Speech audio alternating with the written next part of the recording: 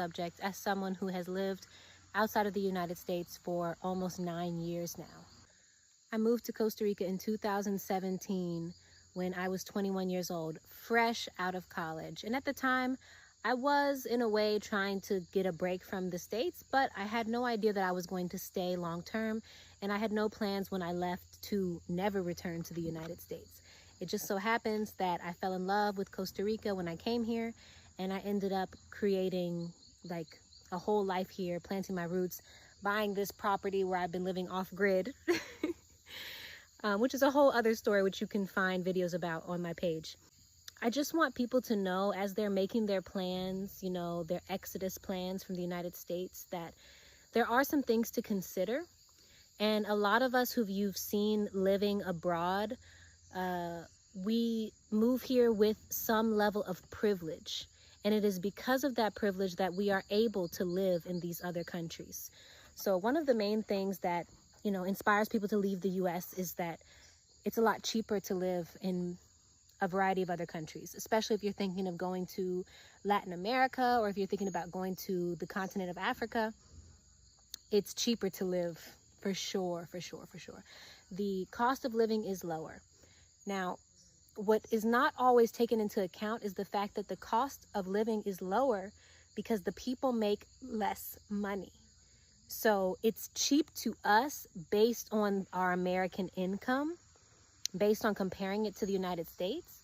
But for the local people, you know, these things are expensive, or some things are expensive to the local people. So if I'm in Costa Rica, the people don't make that much money here. For like low-key jobs here, people can make as little as $3 an hour. Imagine that. $5 an hour, $10 an hour. So when I'm looking at rent here is extremely cheap. I'm currently renting a place because I'm currently tearing down my old off-grid cabin to build a new house on my property, but I'm renting a house in the meantime, and it's only $300 a month.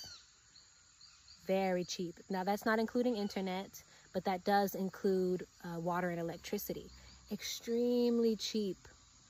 Okay, but when the only reason it's cheap to me is because I'm looking at it from the perspective of an American who perhaps has thousands and thousands of dollars coming in every month. Now, I've been living here for 8 years. I ain't been on no American salary ever, really. I only ever worked part-time when I was in the States. Like I said, I moved here at 21. Most of my working years, I've been here in Costa Rica, working as an English teacher, also making about $10 an hour, you know, and then not even working that many hours because classes are based on, you know, students that desire the classes, and I live super rural. All right, so not a lot of people here have extra money. It's a luxury for them to take an English class. So not a lot of people have that extra cash to also pay for an English teacher. So I recently did get a virtual job, which helps a lot, but that job is based in the United States. And it's also part-time. So again, I'm working very few hours. It just started, so I'm working literally like 3 to 5 hours a week. I actually have 2 virtual jobs. One of them I'm working about 3 to 5 hours a week. The other one I work more. I work about 8 to 10 hours a week. So all of those things combined has been getting me by on a livable wage. However, I am making a lot less money than someone would make when working a salaried job in the United States, right? And I can maintain working a lot less and making a lot less because it's cheaper to live here, but it is something to consider. So if you're thinking about coming to a foreign country, ideally you're gonna still need a source of income that comes from the United States. A lot of people come here and they work in the healing arts. They offer retreats and different things like that, which I also offer retreats. I'm not currently offering retreats because I'm 7 months pregnant, but when I did, that was a great source of income. However, retreats are not every single month. They're not 24/7, but when they do happen, you can get hundreds or thousands of dollars coming in at once because you have ideally several guests coming to do that retreat. So again, there is this reliance on money coming from America in order to maintain these lifestyles that we are living in these other countries that then we're projecting out on social media, and everyone's like, oh, they're living the dream. And it's like, there's still like this need to kind of be intertwined with the American lifestyle in order to make this lifestyle work. Now, here's where privilege comes into play.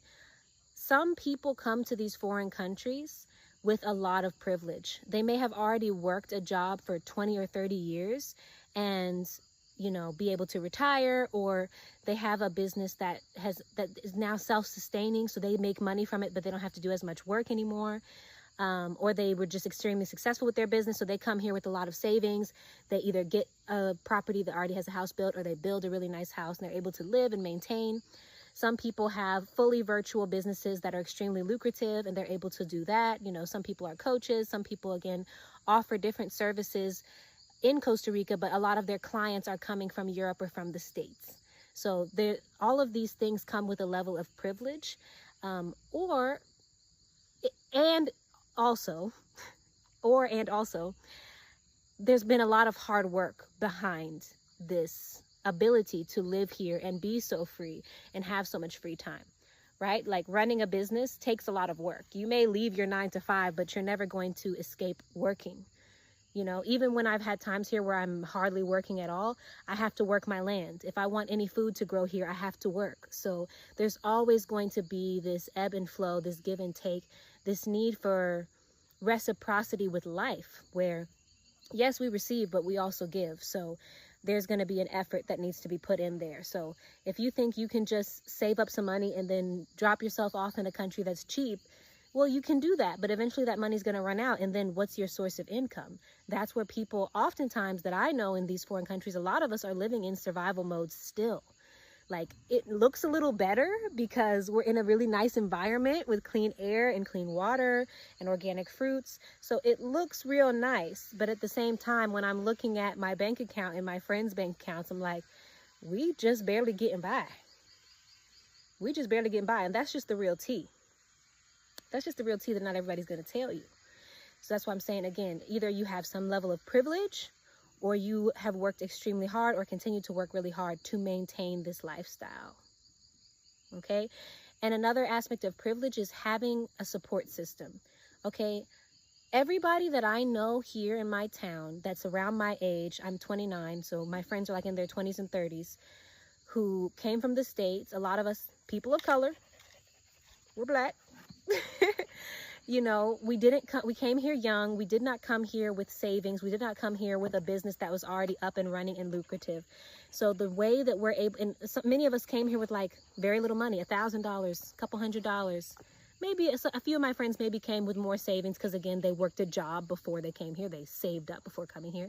But those of us who come here, you know, with next to nothing and basically kind of get by and survive and make it work, even for many years, it's because we have support from our families. You know, a lot of us like to say that we're doing this on our own, and like on some level, like, you know, we may be the black sheep of the family. We may be the leader of what we're doing in this foreign country. You know, like, I do live alone and all that stuff. So a lot of the stuff I do alone. However, none of this is possible without my family support. Because I know if my bank account hits zero, my dad will send me $20. My mom will send me $20. My brother will send me $20. Like, my family will help me get the basics. Like, if I need some groceries, or if I need gas, or if I'm really, really like not doing well and I need help paying rent or something. And I'm grown. I'm 29 years old. Not everybody wants to receive help like that. Not everybody has family that's willing to help you. And this includes my friends in their 30s, like really like having family members who are willing to send us money when we need it. And these family members are in the States, in the rat race, working. So I just want to break through that illusion that we just don't need nothing, you know, we just figure it out. Like, we figure stuff out, but we're also very much supported, which is a privilege. It's a privilege. Not everyone has it.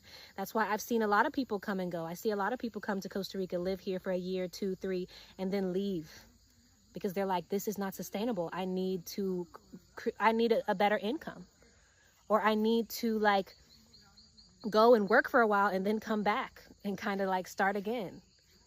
Or even like me, like I just recently got, I was already working one virtual job and now I have 2, you know, because they're both very like small amount of hours that they give me. So like, I mean, at the end of the day, like I came to Costa Rica with maybe like $1,000 to my name. That lasted me a little while. But after that, it's just been a constant, you know, figuring out each month how I'm going to get by, how I'm going to feed myself. And again, it looks really pretty. It looks real nice because it is. It's beautiful. There's birds, there's monkeys. I live near the ocean and near the river. So I'm not saying this to discourage anyone. I'm saying this to just break through any illusions or delusions that folks may have. There's going to be hard work. You may still be relying on people who do choose to work those 9 to 5s, or people who do choose to stay in the States and work in order for even you to have an income. And there is a level of privilege. There is a level of privilege that it takes to be able to do something like this. So it would be, you know, wrong of me to be inspiring y'all without giving y'all the real tea. Let me know what y'all think.